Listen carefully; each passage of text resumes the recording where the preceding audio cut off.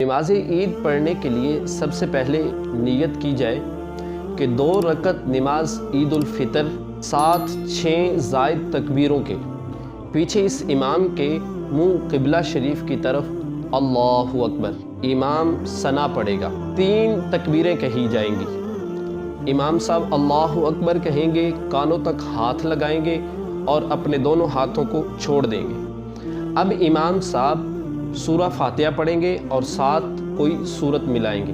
फिर दूसरी रकत के लिए जब खड़े होना है तो बिस्मिल्लाहिर्रहमानिर्रहीम पढ़कर सूरा फातिहा पढ़ेंगे। सूरा फातिहा के बाद कोई एक सूरत मिलाएंगे। पहली तकबीर के बाद आपने हाथ छोड़ देने। उसके बाद फिर इमाम साहब कानों तक हाथ लेके जाएंगे, अल्लाहु अकबर कहेंगे, फिर हाथ छोड़ देने।